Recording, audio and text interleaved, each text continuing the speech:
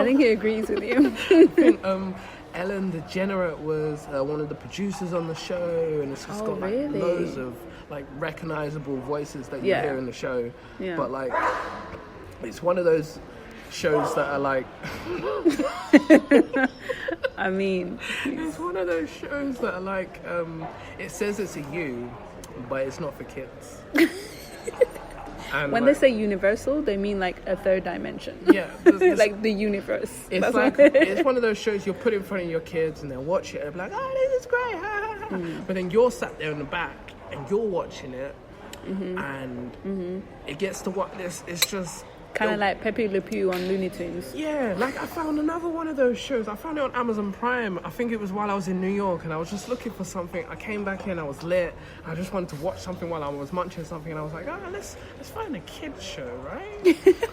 And what was this show called? Danger and Eggs. Right? Danger and Eggs. Yeah. Repeat that. Danger and Eggs. Danger and Eggs. Yeah, that's the name of the show. As if eggs were not dangerous enough. Yeah, so basically the concept of the show is there's a girl called Danger, something, her last name's Danger. Okay, right? got you. She's like the, I guess the kid who's like running around doing dangerous shit. And her best friend is an egg called Philip. Do you know what? Automatically, I was like, Philip, royal family. He kind of looks like an egg. Makes sense. So there's an egg called Philip, and Philip is like real safe. So Philip's whole thing is to go around like making sure Dee Dee Danger, that's it, Dee Dee Danger. She's like, make sure she's like safe in everything that she goes and does. Like it's weird though, and you know, do you know those shows where like the creators don't even know what it's about?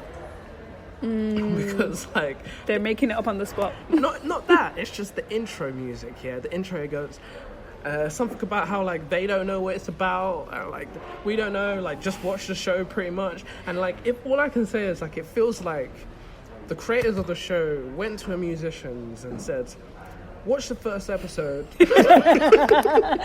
and then create a song for what you think this song is, what the intro music to the show should be. And they did exactly that because it seemed like they don't know, we don't know, and there's things, random stuff happen, and there's moments where it goes like where Dee Dee has like these fantasy moments, and it's just so random, and it'll just like she'll just be like fancy. Literally goes like exactly like that, and then like some fancy moment happens.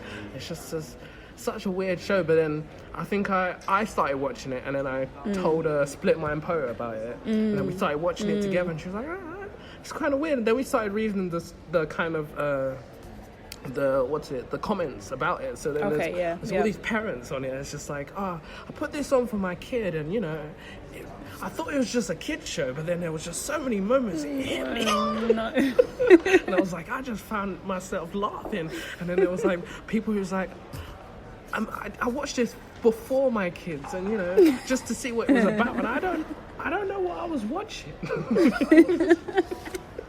Just so many people that are confused. Sounds amazing. I know. It actually sounds amazing. I really feel like you have to do the theme tune for us. Like, I'm gonna have to find it. I can't picture it. Let's find this. Danger and Eggs theme song. And this is on Netflix, right? It's on. No. This is on Amazon Prime. Oh, it's on Amazon Prime. Yeah. Okay. Oh, because you fancy, huh? Yeah. But maybe you'll do the video as well.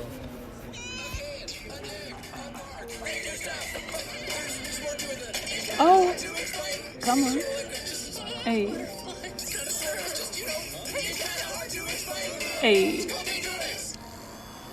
No, you know what? That's hard. That is actually hard. I'm here for it.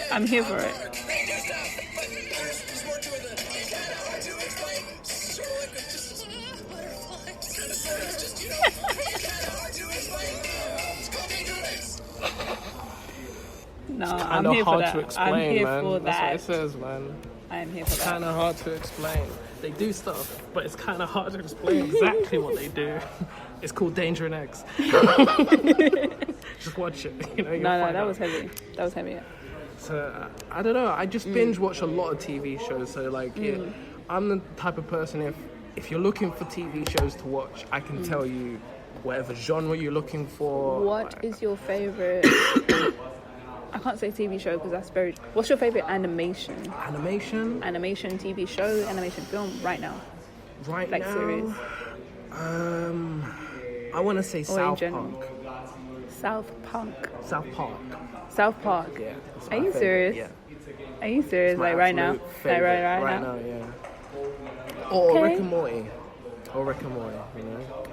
But like, because they're both on like this same kind of level, whereas like Rick and Morty's talking about like stuff that's happening now, but they're doing it on this, because they do it in a cartoon world, it makes you feel like you're desensitized from what you're actually watching. This is not me, because they're cartoons, but they're talking about real life. 100%. And then it's the same with South Park. They'll joke about, to the furthest extent, about things that kind of are happening, and you'll laugh along, and then at some point you'll be like, oh shit, it's funny because it's true. It's funny because it's true.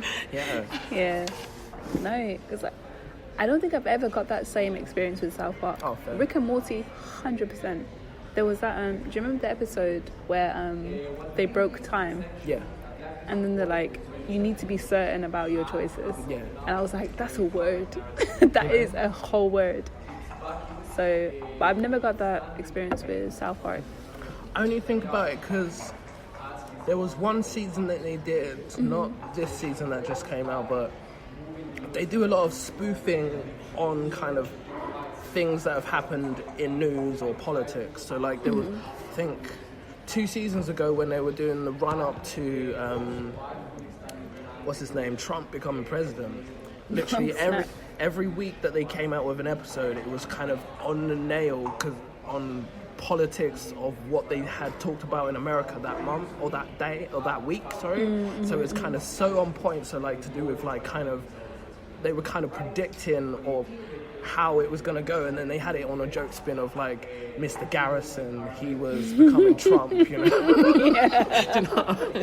know what I mean? And then like, and then there's stuff how they've connected it back in these later seasons where they've done an episode. Basically, they done this whole season. They done like up to the episode 5 or 6. They done a whole spoof of.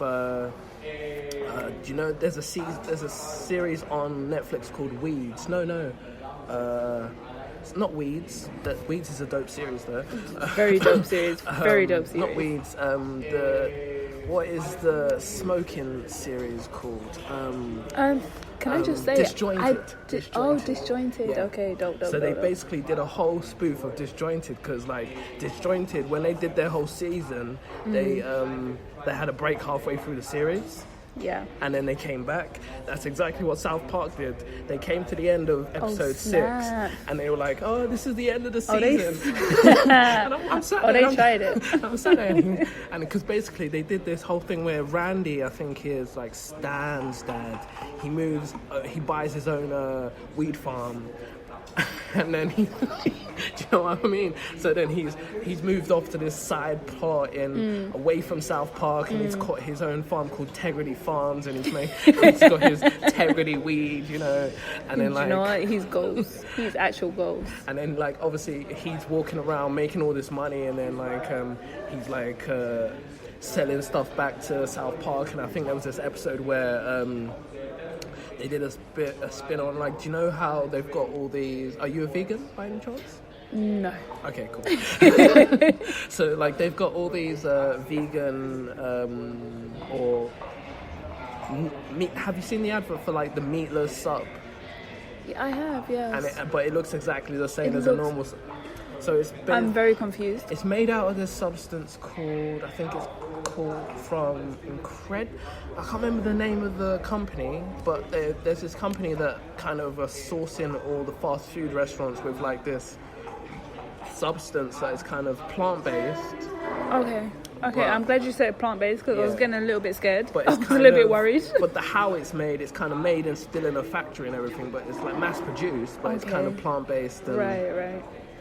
but it's not meat, but it tastes exactly like meat. So like it tastes exactly like beef. It tastes That's exactly a big like statement. the original thing. Okay, right, so right, like right. South Park done an episode where they were talking about, they had this another thing they called it Incredimeat. And Amazing. and then like basically Incredimeat came out with this burger that they were doing at Burger King. So like I think Randy had this where it was through mid-season, and like he was having a problem selling like his leftover what was left over from the bud, so like he needed something to do with it. So like him and Towley went down to Burger King to get a burger, and then Randy goes into Burger King and then he sees like this burger and he's like, oh, incredible, what's this Incrediburger? And then Burger King's like, oh yeah, it's this new plant-based burger that we're making. He was like, but it looks exactly the same as a normal burger. He was like, yeah. So he's like, oh, let me buy this. And he started biting into it and he's like, oh, this tastes like shit. Wow, plot twist. And he's like, he continues eating it, and he was like, what, how many of these do you sell? And he was just like, oh, these are going off the shelves. Just like, people are coming in here and buying this. I did not see that coming. He was like, God. The whole build-up of that story. That's what I mean. It's like, He's like, how many people are coming in here and selling this? Oh, okay. And it's 100% plant-based. Ding! He was like, I know what we could do with our leftovers. So he makes his plant-based with like all the stalk and everything. Man. He makes these plant-based burgers, just all bud, and like obviously then he starts selling it outside Burger King. So like all the clients that would come in for the vegan only burger, he's steal them all, and like they're just getting baked off these burgers. Mad. So like obviously He's a smart man. He's a very smart man. But that's what I mean. That's why I find South Park funny, but then it's just on the nail or just spoofing things. They had another episode about Mexican Joker or something like that. Oh, wait. What? So like, educate me, please. So basically, did you know like how Americans, or like they have this fear of like the Mexicans or build the wall and stuff like that? So like, so irrational. South Park had this episode where they had like all Mexican people in like some sort of internment camps, and like they separated. Obviously, do you know how they have it in America where they have the children separated from the adults and stuff like that? Course, so they had it in the episode because they were doing a spoof. They had it kind of set up in a way where American families could go into internment camps and kind of go around selecting whatever kind of different Panamanian or Hispanic child they wanted. Excuse me? They had them in different cells, and like this is on South Park. Yeah, and the guy comes around and is like, oh, would you like this little Panamanian child? He's and then like, do you know what I mean? So like, obviously, while I think in the midst of this, like I think Cartman gets the Jewish one, I can't remember his name, he gets him sent there because like he's Jewish, and they have this whole joke thing there just because sounds like, very Cartman. But then when Cartman goes there himself, he flips it. He's just like, oh shit, I didn't think about the whole fact of I'm sending you to a camp and then you're Jewish, and you know how insensitive that might be and stuff like that. And then like, wait, hold on. Yeah, they did that. Yeah. Cartman gets a conscience. Yeah, exactly. Do you know what I mean? Insane. That's what I mean. So like, in this episode, like I think Stan or one of the other, Kyle, that's his name. Kyle was talking. He's my favorite. Yeah. So Kyle's like talking about how like, you know how bad this could be. Like you could be like causing have you ever, because he's like being like the voice of reason, and he's like have you ever not thought about what you could be doing like in the big picture? Like you could be kind of somehow like one of these children that you're having in these internment camps could one day, once they become free, feel like you've done all this to me while I was a kid, and they want to fight back. So he uses like kind of like the reference because the film The Joker's just come out, and he's just like, well, they could be like the Mexican Joker, and he was like, then everyone in the camp's like, what? Mexican Joker? Is this a real thing? And they're like, oh, no, I'm just speaking hypothetically. It was like, which one of these kids do you think could be Mexican Joker? And they were like, we don't know. We're just like hypothetically.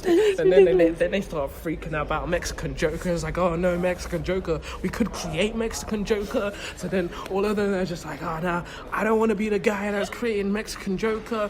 And then like I think there's a part near the end where like they're all like they've got them all trapped